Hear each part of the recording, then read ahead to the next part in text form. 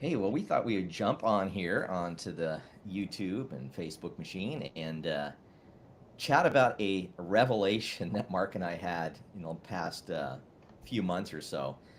And pretty interesting thing. And by the way, we're using a different streaming software to see if this works better than what we've been using. We've been trying to use this connection with Zoom and all these other things before, but this one I think should work pretty well.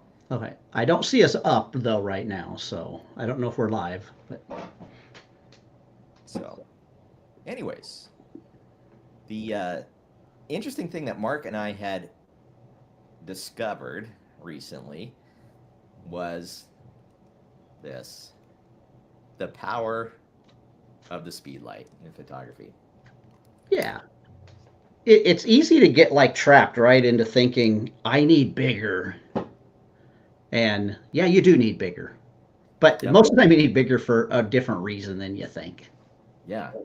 right? So do you remember, 10 years ago when we were first getting into, starting Panoptic chopsticks and we were heavily into workshops and all that stuff. Do you remember what we shot with 99% of the time? It was all flashes, and that was back because Nikon had their what did they call that system? It was a CLS system. CLS system, yeah, where you could use your pop-up flash to control and talk to your Nikon flash. I mean, Yep. it was revolutionary. It was so cool, It was and very cool. we created some incredible images back then. And that is what got both you and I hooked on shooting with flash because we that's where we cut our teeth learning at what we can make, how we Yep. could turn like a boring scene into something really exciting. And what was amazing is that we created incredible images with little speedlights, right? Yeah, And remember, Joe McNally, like, he's one of my photo heroes, was always talking about speedlights and just like the power of the speedlight. And, that's kind of what got me into like really using speedlights and just seeing the amazing stuff that he always created. But we were looking back at some of our old pictures not too long ago, and we're like, oh, that was taken just with a speedlight.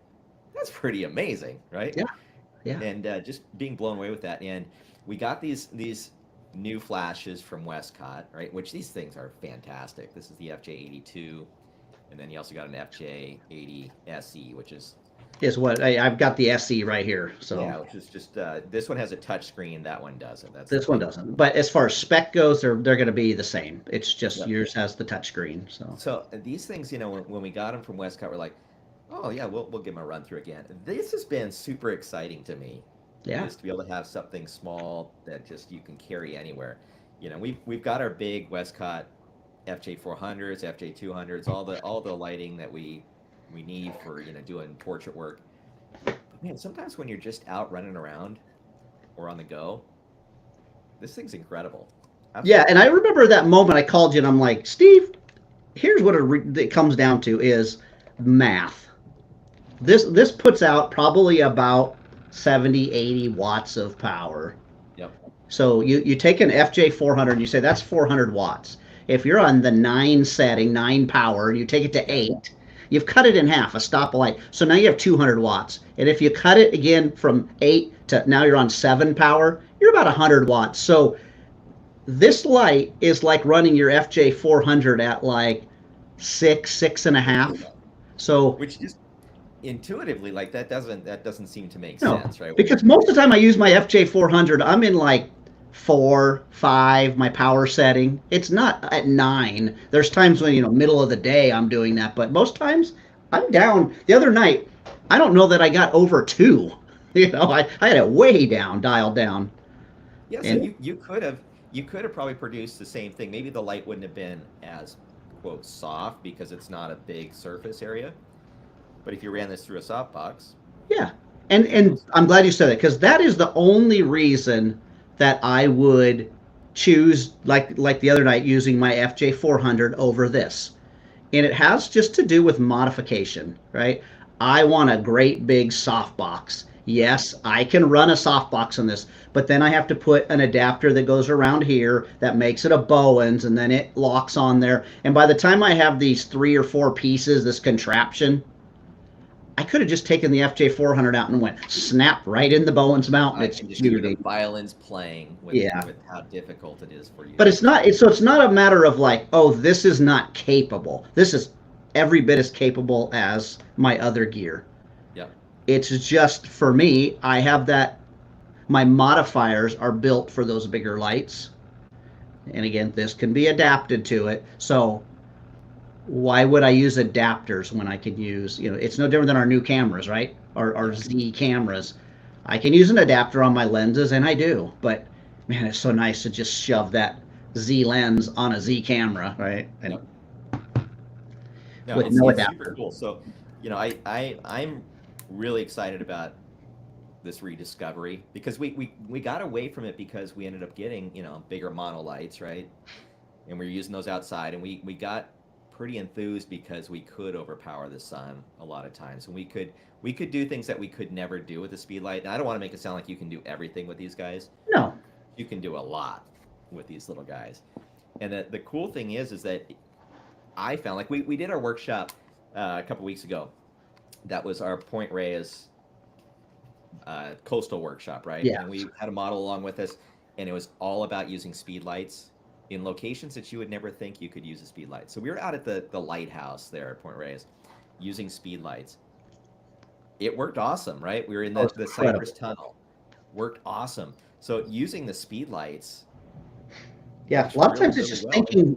thinking differently about it. So Yeah, like remember we also we did a workshop. This was years ago with one of our friends, Sarah, who is a fantastic wedding photographer. She does great wedding work.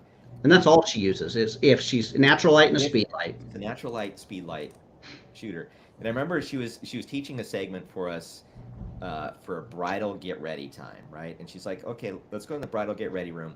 Here's what I do. And she's like, all I do is I just set it on top of my camera, and like everybody's like, oh, you don't want to do on camera flash. That's terrible, right?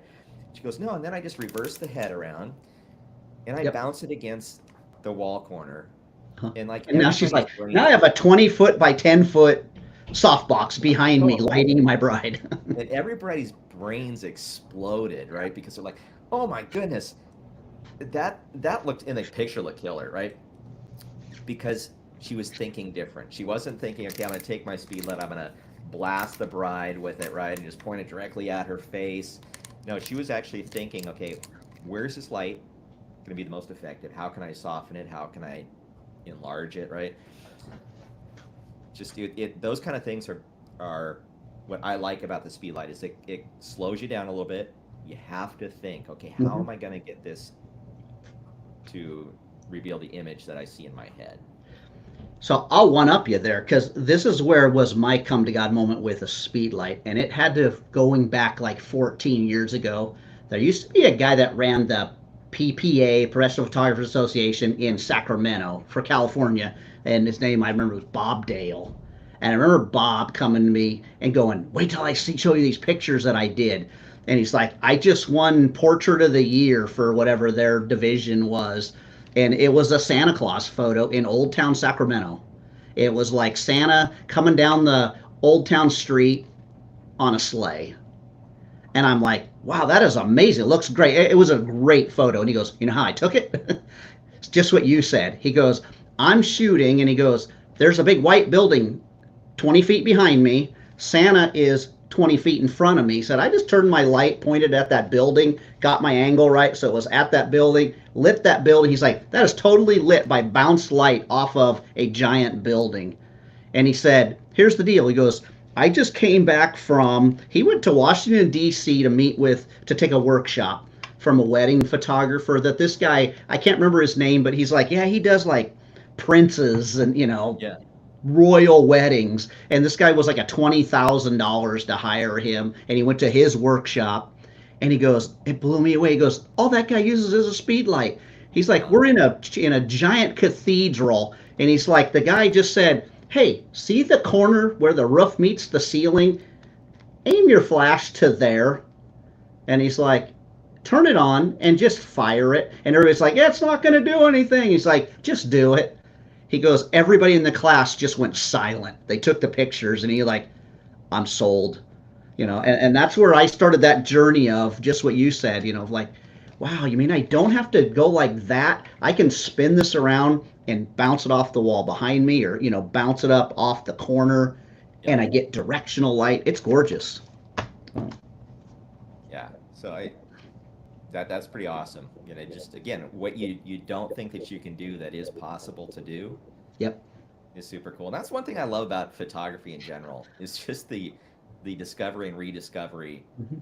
and what makes you passionate about the joy of Yeah, photography. you love those jaw dropping moments that you do to yourself. Not that you show somebody and they go, "Wow!" It's like you take it and you go, "I just took that." Yep. That's so fun.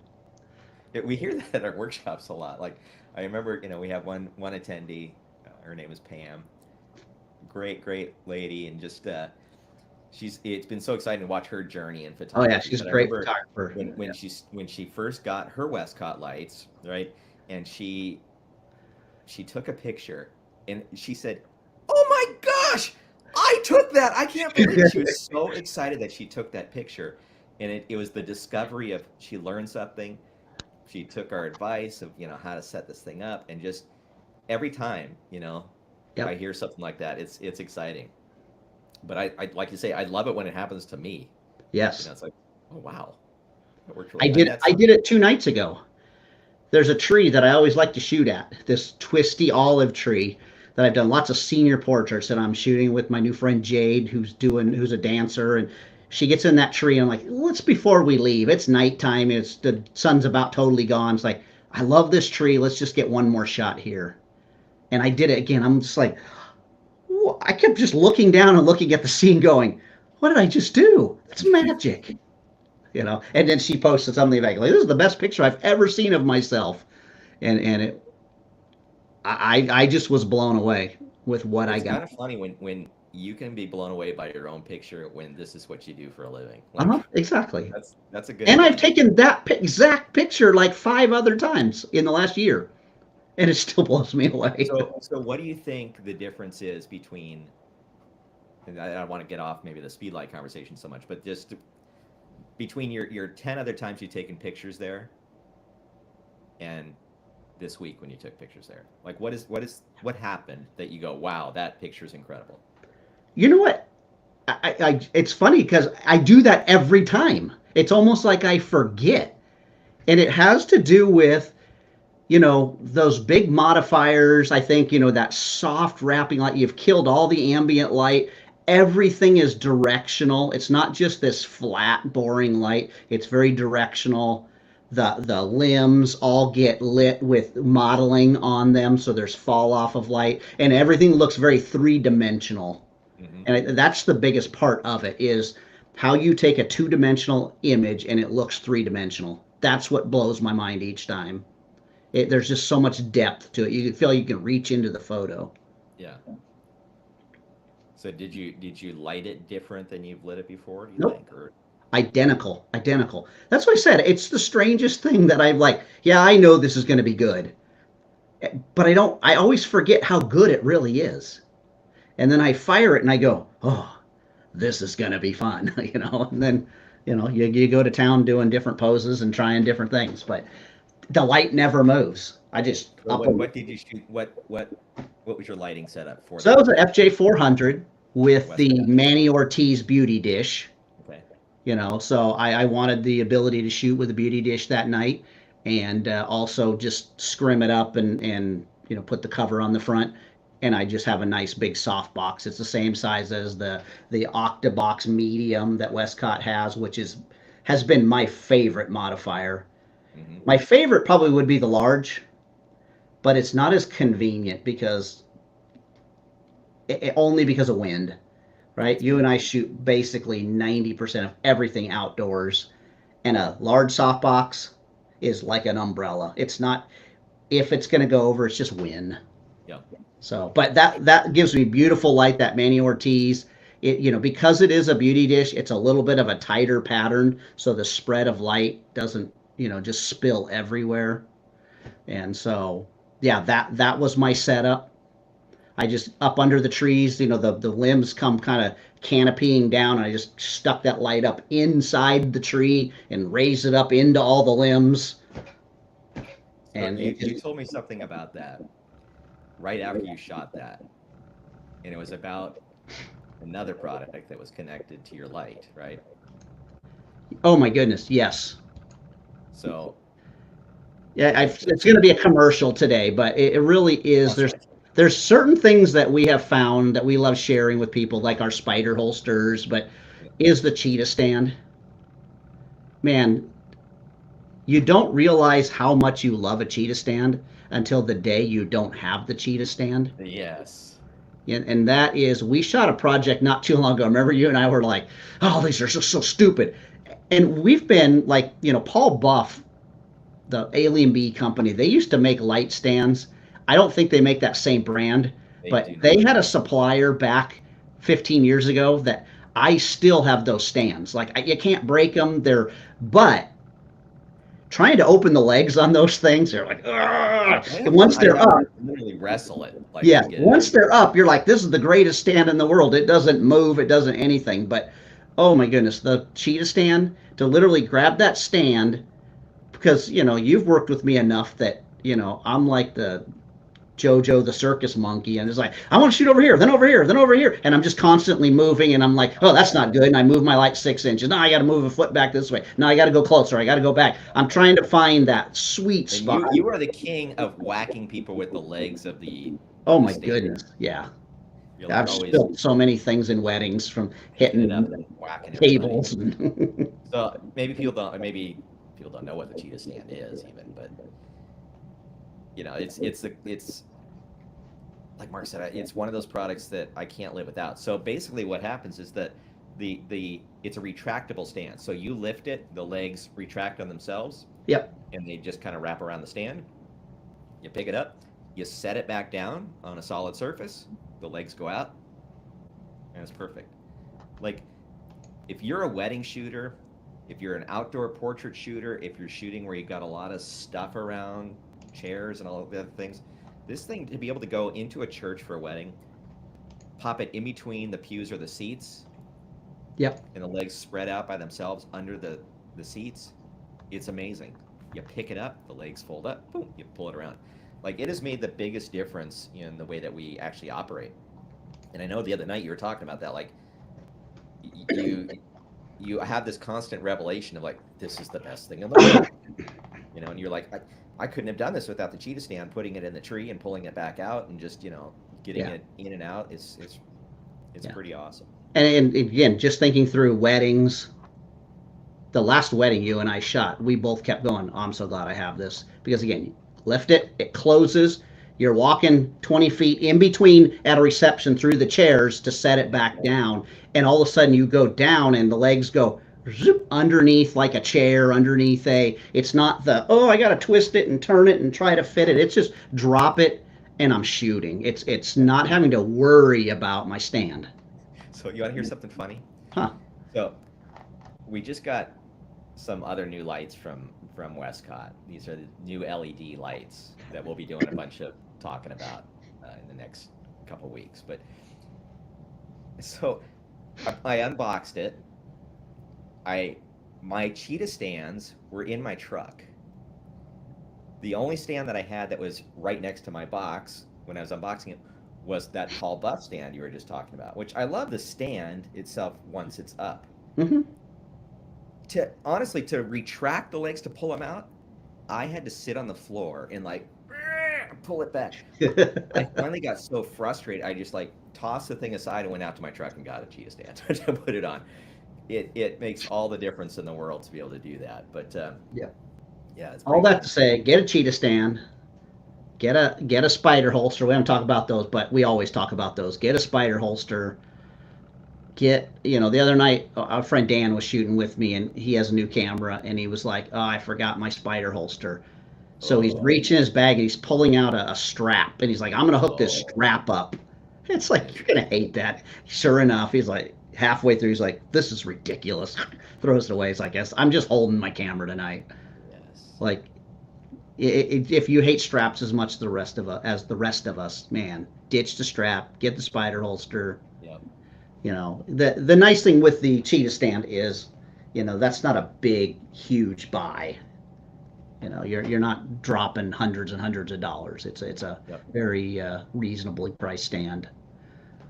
So Yeah, and we've got all basically the whole line of those little stands from Cheetah Stand, but also they have the ones that we are using now for most of our stand work is the C12, right, which is a 12-foot yeah, tall. and I think I wrote 10 the other night of something I posted and yeah, it's the 12, not the 10. These things, they're beefy. Yeah, and They're tall. they're 12 foot's they're out in their ways up there, man. 12 feet is high. You don't Yeah. realize how high that is until you're like, Yeah. wow. But the In fact, reason to go with the 12 over the 10 is it's a beefier stand. yep. It's not a matter of I need that extra 2 feet. The first week we got the Cheetah Stands, remember we did a little video on it, and it was like, are we gonna love it or hate it? Because we had some Cheetah gear before Uh huh. that we hated, right? And we thought, oh, let's try the new gear. It's a new owners with the company. These guys are doing a great job with Cheetah, and we got these C12s. Yeah. And we were out it was the Shasta Dam, right? We were just filming a little video on these, will we love it or hate it? I'm like, well, let's just raise up the stand. And like, it was the first time that I actually pulled it up all the way. Exactly. I was like, We couldn't get the camera back far enough to see the bottom and the top. Like, yeah, 12 feet is tall. it is very tall. And again, the thing that I didn't like in the beginning about the cheetah stands is the only thing that I'd ever seen was their little 8 foot stands. I don't even think they were 8 foot back then. They were like 6 or 7 foot, and everybody had for their back in the Speedlight days, and they were rattly, and they were really thin, and so you had a lot of this wobble. Yep. So it was like, okay, that's not going to hold my FJ 400, but yeah, that 12, that's rock solid. It's as solid as those Paul Buff stands, and taller. Yep. So with those self-retracting legs, and yeah, Yeah. So we certainly digressed from the Speedlight conversation, but we did. We wanted to talk about that. So again, we'll go back to it because we have two different versions of the Speedlight. You've got yeah, the one has the touch screen. touchscreen. The other thing that yours has is you have a quarter 20 hole on the side that you can mount it I do, sideways. so right there. So if I want to mount it, into a tripod or a stand, I can mount it this way. I Mhm. don't have to have another bracket Yes. to put it on. So that's kind of cool. Yeah. And luckily, I have a bunch of cold shoes from Yeah. my old days of doing that, so I doesn't mind. And I'm terrible at touchscreens. I'm always like bumping things and grabbing them and like, oh, what am I set at now? I like Yep. this is more manual. The touchscreen on this thing, that one works a little bit more like the older style Speedlights, right? With the Yeah, it does. manual I buttons. don't want This one though, everything is totally touchscreen, so you just click on the number, right, and then you can use the up and down arrows to make it go up and down. So it makes it really fast to just Yeah.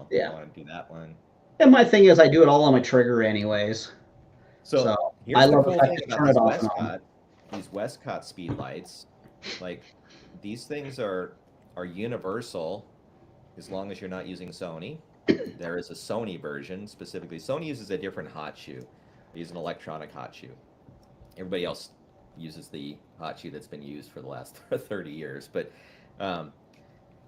the cool thing is that you can use this on any brand of camera, but then you can also use this as a trigger for any other Speedlight. So I'm not talking about like using the sync where you can sync it up and doing Okay. the flash.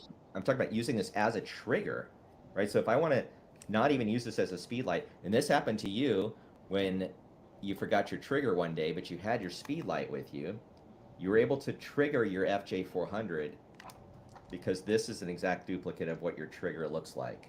Yes. So it's basically having the trigger built into the flash. I used it as a trigger a couple weeks ago.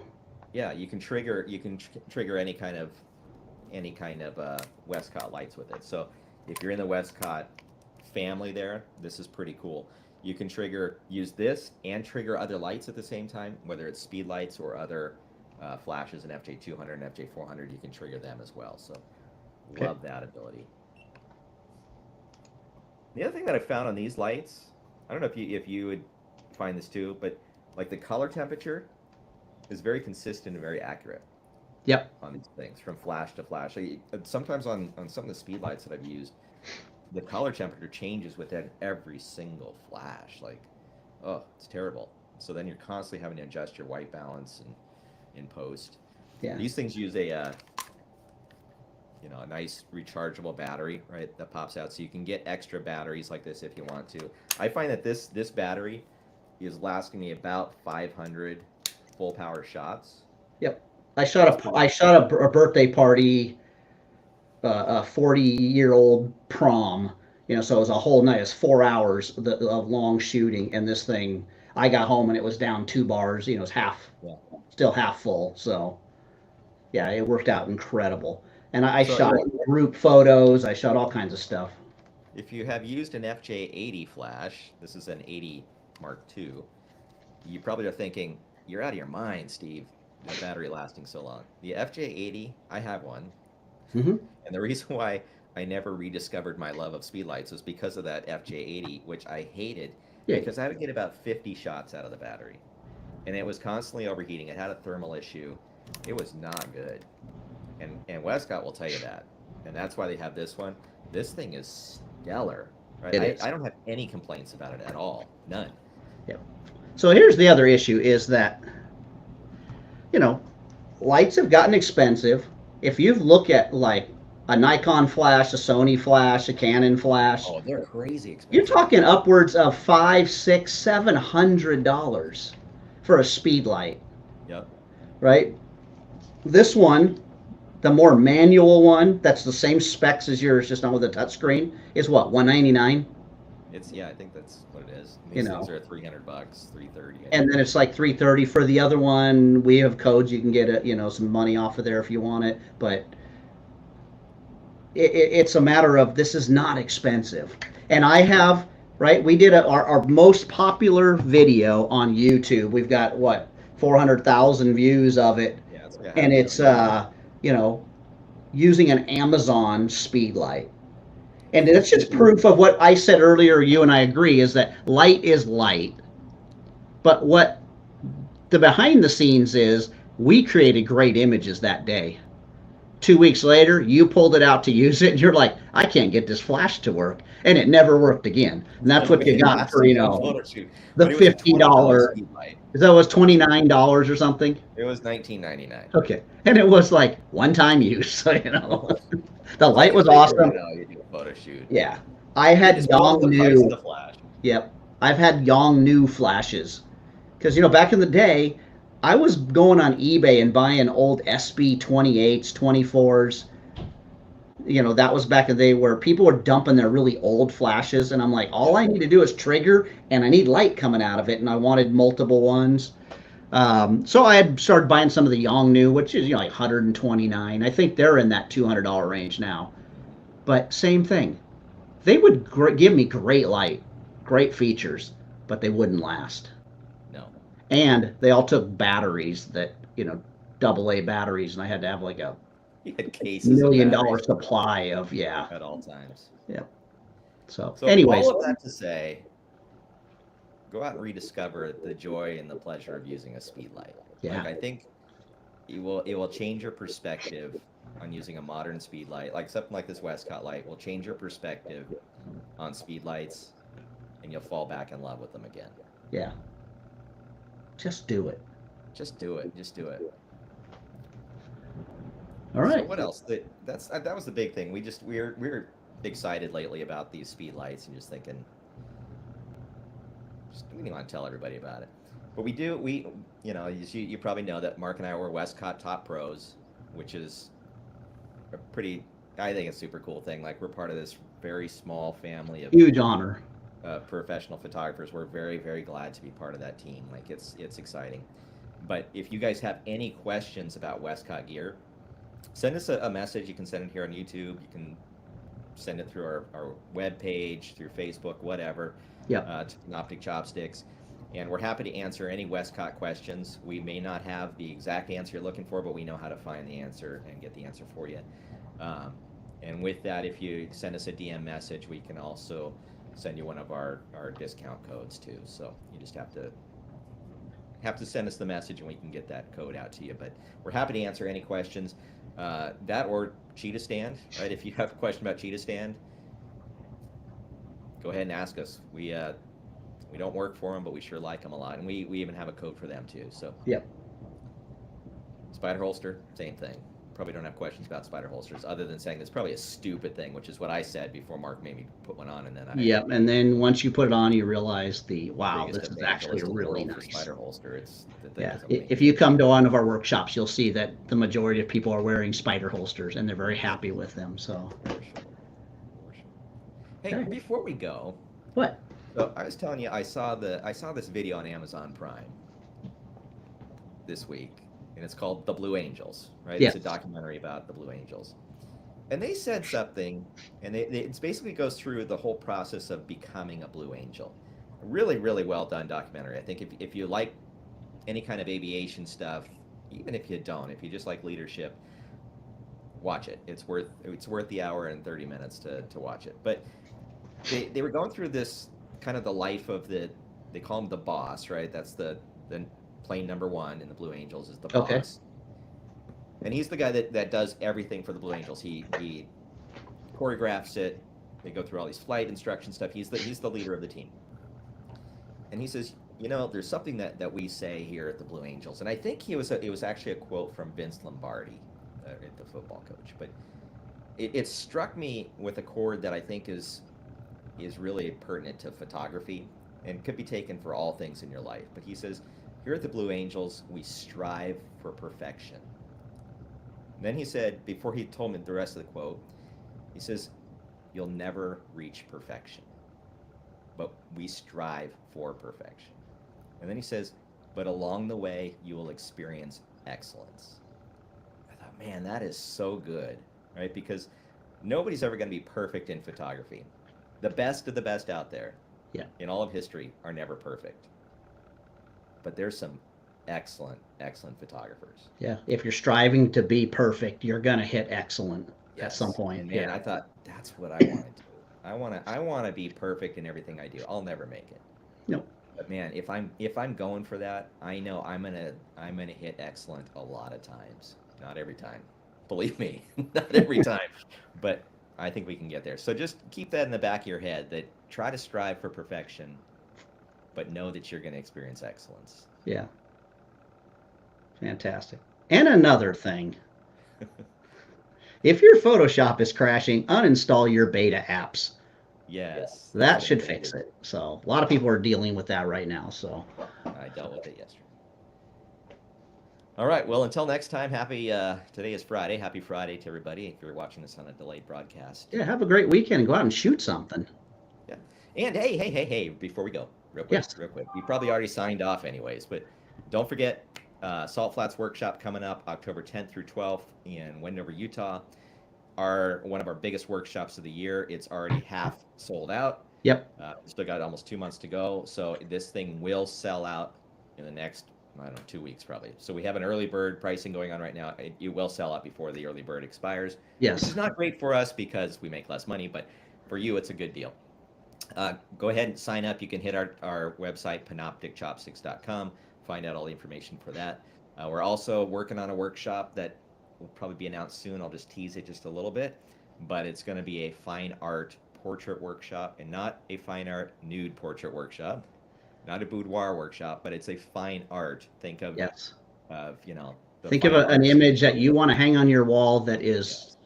You don't have to So go, well, that's my relative. No, it's so good, you need to hang it on the wall. We're working on finalizing some of the locations, but it's probably going to be in the Monterey Carmel area. So Yep. Just keep that in the back of your head for September timeframe. And yeah, we hope to see you there. Yeah. But until then, we want to say, don't forget. Don't be lazy. Don't be lazy. All right, take care, everybody.